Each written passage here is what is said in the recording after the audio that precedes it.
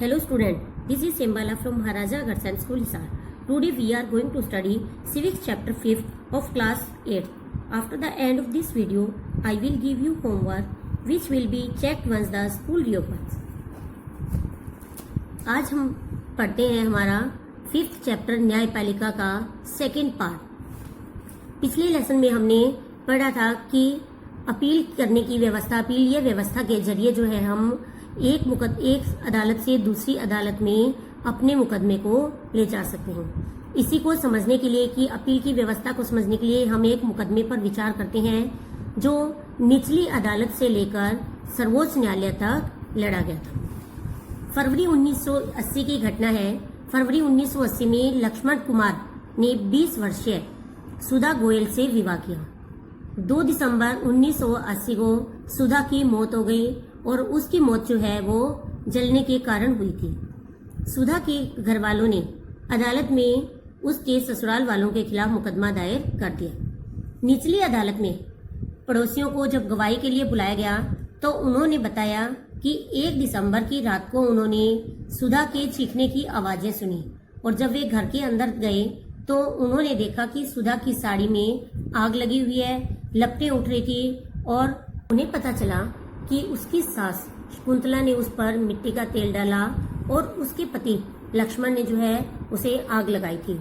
तब जो है सुधा के घर वाले जो है यानी कि उसके ससुराल वाले भी जो है उसके साथ बहुत ज्यादा मारपीट करते थे, दहेज के लिए उसे परेशान करते थे।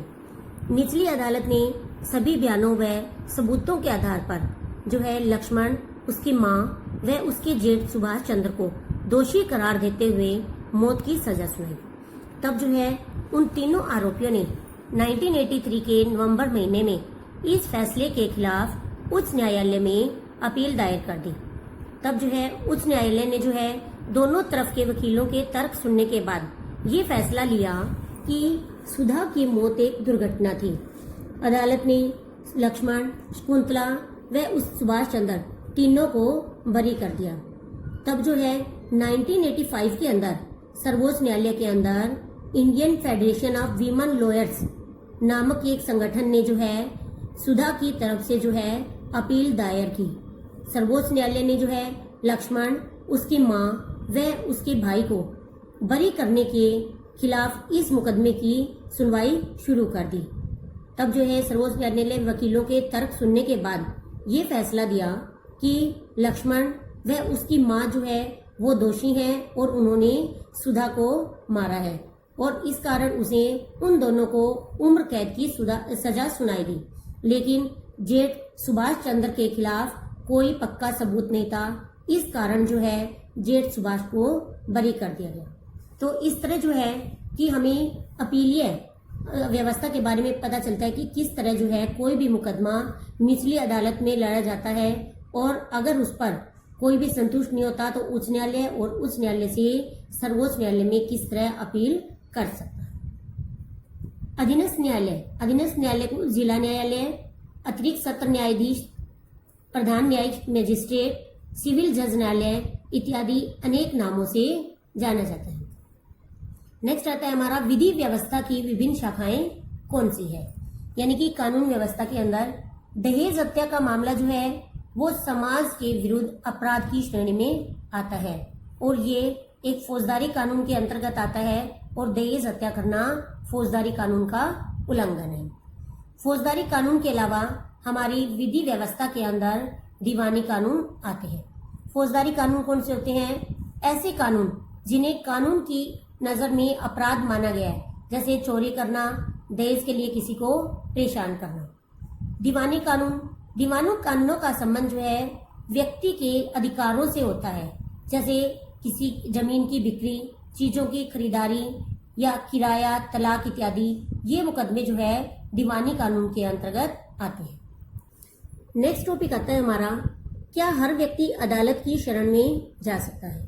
हाँ, भारत के अंदर सभी नागरिकों को ये अधिकार है कि अगर उनके साथ कोई भी गलत व्यवहार होता है, उनके ऊपर जो है अत्याचार होता है, शोषण होता है, तो वो न्यायालय में जा सकते हैं।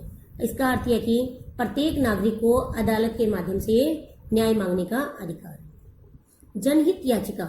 जनहित याचिका ये जो है सरकार ने गरीब लोगों के लिए शुरू की थी कि अगर कोई गरीब आदमी जो पढ़ना लिखना नहीं जानता और उसका पूरा परिवार दिहाड़ी मजदूरी करके चलता है तो उसके लिए अदालत में जाना और न्याय प्राप्त करना एक कठिन कार्य होता है। तो गरीब व अनपढ़ लोगों के लिए अदालत में जाना सबसे मुश्किल होता है। इसलिए जो है 1980 के दशक में सर्वोच्च न्यायालय ने जो है जनहित याचिका की व्यवस्था की। न्यायालय ने किसी भी व्यक्ति या संस्था को ऐसे लोगों की ओर से जनहित याचिका करने का अधिकार दिया जिनके अधिकारों का उल्लंघन हो रहा है। यह याचिका उच्च न्यायालय या सर्वोच्च न्यायालय में दायर की जा सकती है। नेक्स्ट आते हैं mid day meal. Mid day meal योजना जो है वो सरकारी और सरकारी सहायता प्राप्त स्कूलों के अंदर जो है बच्चों को दोपहर का भोजन दिया जाता है, उसे मिड डे मील कहा जाता है। और इसकी व्यवस्था भी जो है जनहित याचिका के फलस्वरूप ही की गई। संविधान के अनुच्छेद 21 के अंदर जीवन के अधिकार में भोजन का अधिकार भी शामिल किया गया है। नेक्स्ट आते कि अदालत में कुछ फैसले ऐसे भी होते हैं जिन्हें आम आदमी के लिए जो है नुकसानदेह माना जाता है। उदाहरण के लिए गरीबों के लिए आवास का अधिकार, मुद्दों पर काम करने वाले जैसे झुग्गी झोपड़ी में बेदखल करने के बारे में अदालत के फैसले के विरुद्ध है। अर्थात गरीबों को घर दिलाने के अधिकार ले लो, या फिर जो है जो झुग्गी झोपड़ी में काम करने वालों को अगर उनकी झोपड़ियों से बेदखल कर दिया जाता है, हटाया जाता है उनको, तो जो है वो उसे अपने खिलाफ मानते हैं और अदालत के फैसले के विरुद्ध मानते हैं। एक मुकदमा ओल्गा टेलिस बनाम बम्बई नगर निगम के मुकदमे के बारे में अदालत ने जो है आजीविका के अधिकार को जीवन के अधिकार का हिस्सा बताया और उन्होंने कहा अनुच्छेद 21 के द्वारा कानून के द्वारा तय की गई प्रक्रिया जैसे मृत्युदंड देने और उसे लागू करने के अलावा और किसी भी तरीके से किसी भी व्यक्ति की जान नहीं ली जा सकती। इंसाफ में देरी यानी इंसाफ का कत्ल। ये जो है इंसाफ में देरी का मतलब क्या है कि अगर किसी को इंसाफ देरी से मिलता है तो वो इंसाफ जो है कोई फायदा नहीं होता, इंसाफ का कत्ल होता है। क्योंकि मुकदमे की सुनवाई में अदालतें जो है कई साल लगा देती है। इस कारण जब कई बार ऐसा होता है कि किसी व्यक्ति ने अदालत में कोई केस लड़ने के लिए केस लड़ा 25 साल की उम्र में और नौकरी से उसको हटाया गया था, इसके खिलाफ केस लड़ा, तो जो है उसकी अदालत में 15 साल जो है 15-20 साल उसको लड़ते लड़ते लग गए और जब अदालत ने उसको बाद में बेकसूर साबित किया तब तक उसकी रिटायरमेंट की उम्र आ जाती है। तो इस तरह अगर उसे बाद में इंसाफ मिला भी तो उसके कोई काम नहीं आता। इस कारण ऐसे मामलों को कहा जाता है कि इंसाफ में देरी यानी इंसाफ का कत्ल। ये था हमारा आज का लेसन। इसके क्वेश्चन जो है आप अच्छे से लर्न करेंगे और अपनी नोटबुक में राइट करेंगे।